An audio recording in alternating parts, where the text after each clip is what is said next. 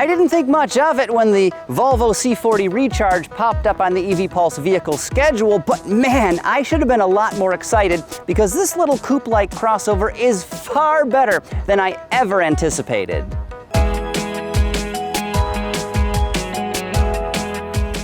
That's not to say I have low expectations for Volvo, but this isn't exactly a new vehicle. The C40 Recharge is essentially a slightly more stylish version of the XC40 Recharge, which is an all-electric version of the standard XC40 that's been around for more than a few years now. This coupe-like SUV is basically a copy and paste, though a couple things set the C40 Recharge apart from its sibling. The most obvious is that sloping roofline, which gives the vehicle a swoopy profile at the expense of some interior space. And then the rear is slightly different, with lovely new taillights that extend upward along the more rakish back glass. Altogether, this package is understated but still stylish, especially with fjord blue paint, an extra cost color. No, I said fjord. So, the C40 Recharge looks great, though it is much more than just a pretty face. This vehicle offers startling performance, it has plenty of tech, and the interior is both very premium and decently comfortable. But before we get to all of that, let's check out a few numbers to see how this Volvo compares to some of its most important rivals. The C40 Recharge features a 78 kilowatt-hour battery pack. As for competitors, the 2022 Audi Q4 50 e-tron Sportback Quattro, that's a name, has an 82 kilowatt-hour battery. The Tesla Model Y is estimated at 75, and the 2023 Genesis GV60 is fitted with a 77.4 kilowatt-hour battery. Naturally, all of these packs use a lithium-ion chemistry. On longer drives, you'll definitely want to DC fast charge that big power brick. This Volvo should top out at 150 kilowatts, enough to go from 10% to 80% in a projected 37 minutes. That's a respectable, if not stellar figure, though it's still enough to top the Audi, which is advertised to peak at just 125. In comparison, the Tesla is expected to max out at a thundering 250 kilowatts, and the GV60, like other eGMP-based cars such as the Hyundai Ioniq 5 and Kia EV6, should accept electrons at a rate of up to 235 kilowatts.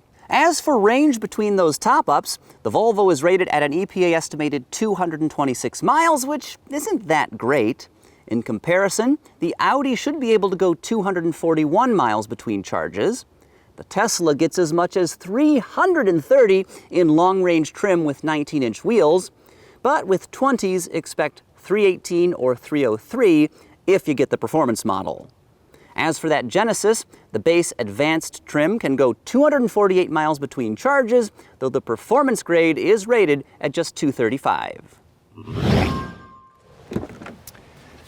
Inside, the C40 Recharge's interior is pretty much identical to what you get in combustion-powered and electric versions of the XC40, and that is very good news because everything is beautifully designed and carefully constructed. None of the materials used in here are particularly opulent, but pretty much everything feels very premium. There are loads of low-sheen, soft plastics and matte metallic accents. I also love this carpet-like material they put on the door panels, and that blue color is so fresh and vibrant. This is also the very first Volvo that is completely leather-free. No animal hides were used on the steering wheel, shifter, or seats, and this is a change that I've got to say absolutely does not feel like a downgrade. This is some pretty nice stuff.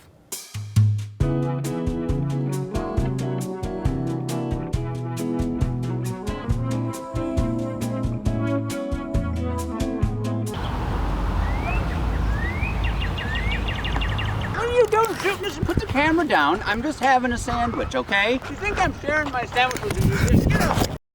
There are, however, two elements of the C40 Recharge's interior that I think could be enhanced, and number one is this plastic block off on the dashboard. Engineers removed the traditional push-button ignition. They actually installed it in the driver's seat so that when you sit down, it turns the vehicle on. Kind of a clever feature, although this looks like a complete afterthought. And then there's the sort of terraced trim they've got on the dashboard and the door panels. It looks cheap.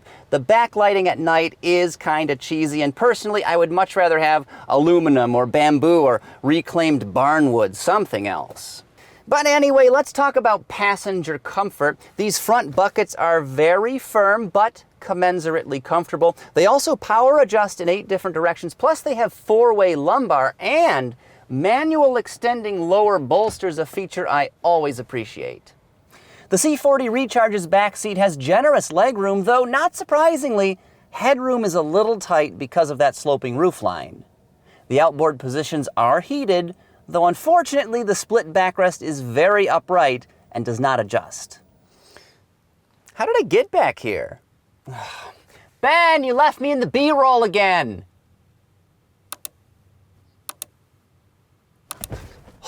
Well, that's better. Anyway, while we are talking about this vehicle's interior, we cannot ignore the tech. And front and center, we have a 9-inch portrait-style touchscreen that is colorful and crisp, plus it's home to a snappy and intuitive Android-based infotainment system.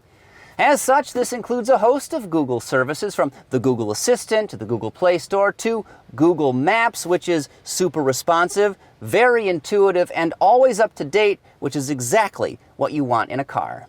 Strangely though, Android Auto is not included because the system is already Google-based. Unfortunately, Apple CarPlay is missing as well, though this smartphone mirroring system should arrive later this year via an update.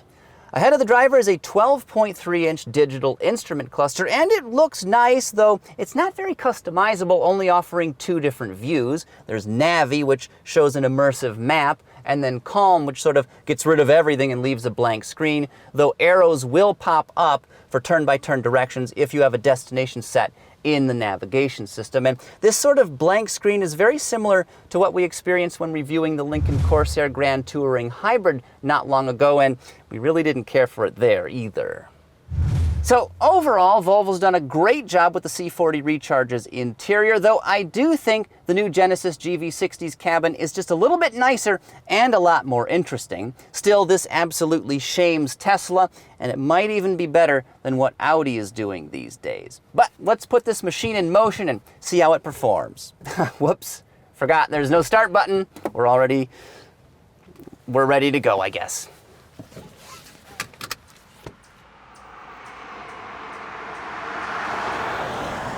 The C40 Recharge features a pair of electric motors, one at each axle, and not only do these little dynamos provide standard all-wheel drive, they also crank out a crushing 402 horsepower along with 486 pound-feet of torque, and that is enough to propel this vehicle from 0 to 60 miles per hour in a legitimately quick 4.7 seconds.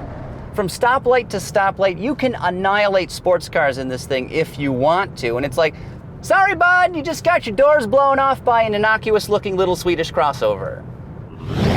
Those numbers give the C40 Recharge a 0 to 60 performance advantage over the Q4 e-tron Sportback and the GV60 Advanced, though this Korean vehicle's performance trim has the edge in horsepower and torque with boost mode engaged.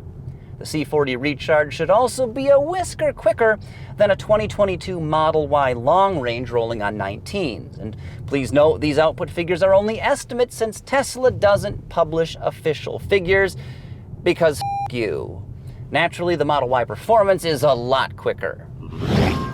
Anyway, another feather in its cap, this interior always remains super quiet with basically zero powertrain or tire noise. Now, there's just barely a rush of wind around the A-pillars here, but that's it. Next, let's talk driver aids. Now, this is a Volvo, so there are way too many to list, but the usual suspects are standard. I'm talking about things like blind spot monitoring, lane keeping assist, a 360-degree camera system, front and rear parking sensors, and a whole lot more. But if you somehow fail to avoid a collision, this puppy also earned a Top Safety Pick Plus rating from the Insurance Institute for Highway Safety, and that is the highest score they hand out. The C40 Recharge's ride and handling are both extremely commendable, and despite rolling on large and undoubtedly very heavy 20-inch wheels, this vehicle always feels poised and under control. The ride is firm, but it is never bouncy, harsh, or unsettled. Also, when you're snaking through corners, body roll is basically nil. This vehicle's steering is no different than what you get in other EVs, meaning it's perfectly fine. You can adjust the weighting, but there are only two different settings. There's normal and firm. Predictably, that makes the steering slightly heavier. It is my preference, but the difference isn't that big. Additionally, you won't find a range of selectable options or paddles on the steering wheel here to adjust the regenerative braking. This Volvo's one-pedal mode is either on or it's off, which, like the steering and instrument cluster, is refreshingly simple. Maybe it's a little bit too simple. I happen to like this, but others may want more granularity.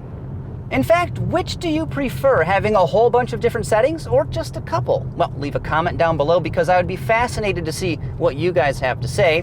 And while you're there, make sure to subscribe to EV Pulse on YouTube and check us out on that groundbreaking, up-and-coming video hosting site that's somewhat redundantly named yourselftv.tv. Is that really what we're going to call it? Maybe we could do better? Unlike spurious YouTube knockoffs, there's plenty to love about the C40 Recharge. Here's a summary of our like-its and lump-its. This coupe-like crossover's design is clean yet interesting. The performance is borderline shocking. You've got to love this Volvo's beautiful interior, well, most of it at least. And that Google-based infotainment system plus its related services all work very well. Of course, there are some downsides here, but not that many. The range could be better. 226 miles is fine, though I'd really like to see at least 300. The battery's 150 kilowatt charging rate is competitive, but for how long? That sloping roofline looks great, but a touch more backseat headroom would be nice. And finally, it's not a big deal, but I'd prefer a traditional push-button ignition instead of using my backside to start the vehicle.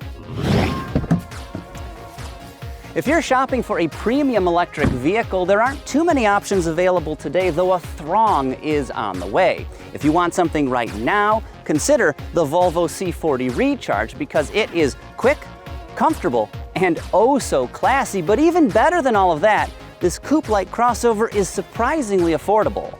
Before any available tax incentives, this example goes for $60,540, including $1095 in destination fees. The only option padding that figure is a mere $695 for the lovely Fjord Blue paint job. It was Henry Fjord's favorite. Volvo is pretty much offering this vehicle in a one-and-done configuration, which keeps things simple. And as I mentioned earlier in this review, I like simple, which is also one of the many reasons why I like the C40 Recharge. On behalf of everyone at EV Pulse, thank you so much for watching. Our publisher is Jake Schaaf. Chad Kirshner is Vice President of Content. He is also the tie-breaking vote in the EV Pulse Senate. Jason Su is not only a friend of me and you, he is our Director of Commerce. I am Senior Editor Craig Cole, and that was Executive Producer Ben Sanders. Come back! Bud, come on, I didn't mean it. I'm sorry I forgot about your name.